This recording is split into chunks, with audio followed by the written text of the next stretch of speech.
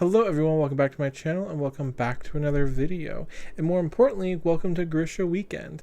This is part one in my Grisha extravaganza in honor of one, the TV show Shadow and Bone premiering next Friday, April 23rd, and two, the fact that I finished Rule of Wolves. So for today, Friday, I want to actually go ahead and react to the Shadow and Bone trailer and then also kind of give like a brief history about my time with the Grishaverse, and I'll probably go ahead and start with that one, then we'll jump into the trailer because that's the fun part. I have definitely heard a lot about Shadow and Bone. I think we all have, and I don't think I was ever really interested in it, but I heard a lot about Six of Crows, and I remember hearing that Six of Crows could be read on its own because it's kind of like a spin-off series. I don't know if anyone's ever recommended it as adamantly as I do, but they basically said it could be done, and I think I put it on my Amazon wish list to eventually pick it up, and I actually was gifted it for Christmas like 2 years ago or something like that. So last year, was it just last year? That's crazy. I was doing the very last Owls Readathon, which was hosted by Book Roast. It was this really fun Harry Potter event that she's discontinued. One of the, I actually forgot this is my history with it. So one of the prompts I think was to read a book with a bird on the cover, and Six of Crows has a bird on the cover. And I remember specifically I did this, I think it was like the mid-year freakout tag or something. What book do you think could still give you like a 5-star, or that you don't expect to have a 5-star or something like that? I remember thinking, I wonder if Six of Crows is going to be as bad as I think it is. I feel like if anything, Six of Crows would have surprised me, but I didn't think it was going to be 5 stars. I'm honestly getting way too much into Six of Crows and Crooked Kingdom. I'm actually doing a full review on that tomorrow, so definitely check that video out. But anyways, I basically had read Six of Crows, really enjoyed it, read Crooked Kingdom and loved it, and then I knew I wanted to continue with King of Scars, which is the other duology that she wrote, because it had one of the characters from Crooked Kingdom and Six of Crows in it. But I still didn't want to read, I don't know what it is, but I think I remember hearing that there's pretty much like a love triangle thing, and I really didn't want to deal with love triangles. And I know it was also one of Leigh Bardugo's earliest work, so I just heard it just wasn't written as well as her later novels. So I decided that I would at least just read the synopsis of it, or like the, read spoilers so I could be caught up to King of Scars. So that's what I did, and honestly, I actually thought it was pretty good. The thing is, I know a lot of people don't like the main love interest in the Shadow and Bones, which I think is Alina and Mal, and then like the third one to the triangle is the Darkling. And I always heard that Mal was really annoying, but if you actually just read the synopsis, Mal actually does not sound annoying. So I was like, okay, I can kind of see like where his like passion or his love is coming from. I actually thought he was I thought he was okay. My last defense for not reading the original trilogy is I actually heard that a lot of people don't really like King of Scars as much, and I've been talking to a friend who read Rule of Wolves, and there's a lot of things in Rule of Wolves that because she read the original trilogy, she didn't like certain aspects of it. And I loved King of Scars and Rule of Wolves. So it kind of sounds like me not reading the original trilogy actually really benefited me, and loving Six of Crows and the King of Scars duology. Well, actually, I think everyone loves Six of Crows, so that's probably not saying much. But anyways, that is my history with the Shadow and Bone series. So yes, I'm watching this show with the only knowledge I have about Shadow and Bones is just the plot and kind of what happens. So I'm mostly alone or in the dark as much as anybody who hasn't read the trilogy. Hey, editing me popping in here real quick, just to kind of better explain this. Clearly someone who has not read Shadow and Bones or probably anything in the Grishaverse is not going to be as in the dark. What I kind of meant is, when you're sort of watching these adaptations, you are like, oh my gosh, yes, I remember that, or oh yeah, they changed this to that, or something like that. It's like, like where you're actually like remembering that, oh, this is different from the books. That's kind of what I meant about me being just as much in the dark as everyone else.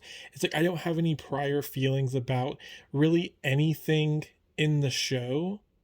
And that's pretty much when I went. So let me clear that up, because honestly, this sounds really stupid if you just leave it with that explanation. Okay, let's continue. The main thing I was actually excited for was they're actually incorporating Six of Crows into this. For those who haven't actually read Six of Crows or are interested, I'm pretty sure, like 99% sure, it's not going to spoil you for Six of Crows. I think they're either changing the story entirely about Six of Crows to incorporate it, or it might almost be like a prequel to it. It might be some of both. Maybe they're going to like not spoil Six of Crows and just have the crows in Shadow and Bone, even though we're never in the book series. And then maybe if they do so well, I think they're still doing like a spinoff, and maybe then they'll do the crows. I think anything that involves the crows in this show was fitted into to have that done. And obviously I'm super excited because I love the crows. I think it's enough babbling. Let's just go and get into the trailer. Should I set the mood and turn the light off? Yeah, that looks like I'm watching a movie. Oh, I kind of like this lighting. Okay, I turned the light off and now I can't see the headphone jack. There we go. Honestly, you're so lucky if you don't have to wear glasses. Like if you're a YouTuber and you don't wear glasses, that must be so easy. How do you deal with the glare? Okay, let's watch.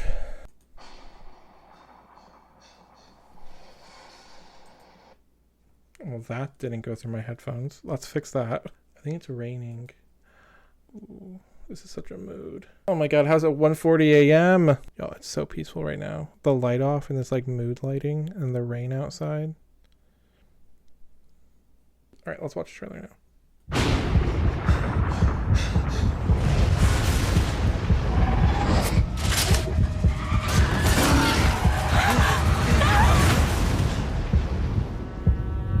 You're safe now.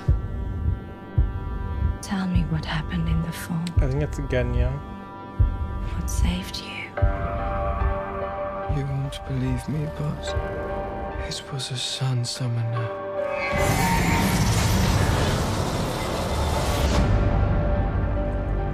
I really like, I don't know if you guys watch Read with Cindy. She's one of my favorite she's one of my favorite creators, but I think when she watched that part, she was just like, she's been whitewashed, which funnily enough, I know is a joke and she knows it's a joke, but I've actually I've heard a lot about how Leigh Bardugo, obviously I don't think wrote the cast very unique or very, not unique, very diverse. She's very supportive of the diverse casting they've done. And honestly, I'm glad she did. I think bringing in a lot of these diverse cultures just really just the cast is like all beautiful. Like I really love them. Also, I noticed in the background, I forgot to say it, but like this is essentially my sad attempt at wearing like a kefta. I don't know languages. It's like just sort of this blue jacket. It's the closest thing I had to like a kefta. And honestly, for the longest time before I looked it up, I kind of assumed it was sort of like a shawl because every time they said the word. But yeah, each one is like a different part of their group. I only see blue and red. I don't know if this is purple. But anyways, yes, love the diverse casting. Is this true? Can you summon light?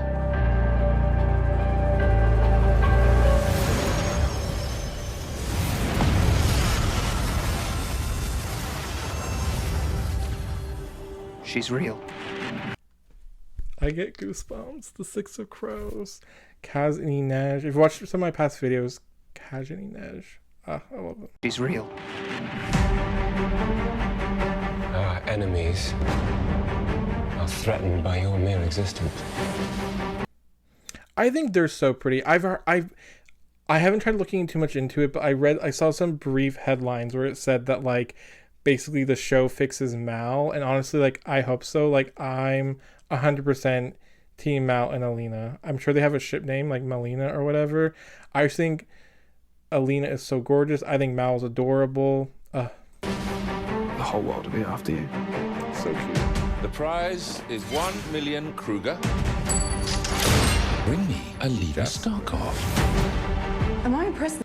Yeah, see, so they're bringing in the crows to, I think, kidnap that, because the crows are basically all about stealing. Their thieves. The Six of Crows is basically a whole heist novel. I don't know why it took me so long to think about that. So yeah, I think that's really interesting that they're bringing, since Alina is such to be so popular. I feel like, I wonder how people will be like, stop explaining it, we already know, but I wonder how many of you don't know and need me to explain it. But yeah, Alina is obviously very special and very sought after, so the crows are gonna go steal her bitch ass. I'm a prisoner. All of Ravka is. Until you and I enter the fold and destroy it from within. So no pressure. Everyone is looking at me like I'm the answer. Bring the light. Again. The only thing more powerful than you or me. The two of us together. Good girl. Now the work begins.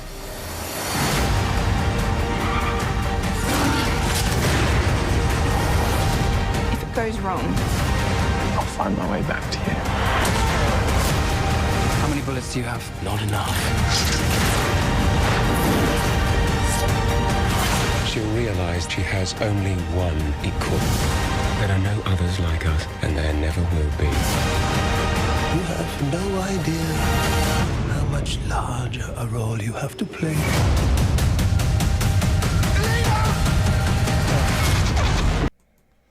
Though that passion in his voice, this is like, I just feel like whoever that actor is, he seems like he's gonna do such a good job. And it's like that passion in his voice when he yells for her, when he chases after her.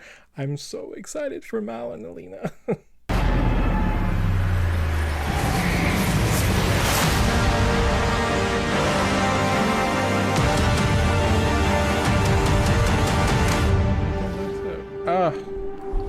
I'm so excited. Honestly, that's such a good.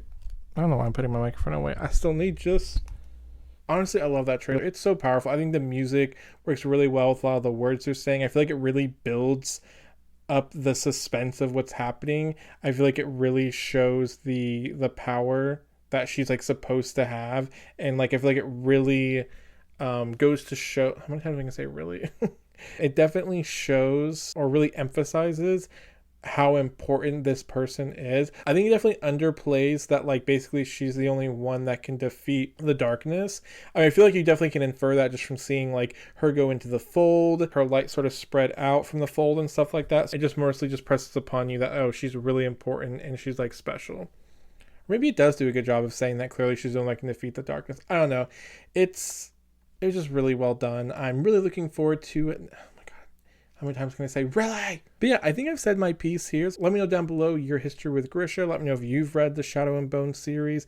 Let me know if you've only read Six of Crows. Like I said, in my opinion, I feel like you can read Six of Crows, which I'll get into a lot more tomorrow. But I feel like you can read it and definitely enjoy the series. And then if you really like Six of Crows and Crooked Kingdom, I think that you could probably do what I did and sort of just look up the history of Shadow and Bones and see how the plot went. Because like I said, I thoroughly enjoyed King of Scars and Rule of Wolves, which will be Sunday's video. So yeah, let me know down below what you think. Let me know if you're going to be watching. Let me know if you think my history with the Grishaverse is crazy and how could I not read the original trilogy. But that's going to be it for me, guys. Thank you so much for watching, and I will see you tomorrow for Grishaverse Part 2. Bye now. There are no others like us, and there never will be. You have no idea how much larger a role you have to play.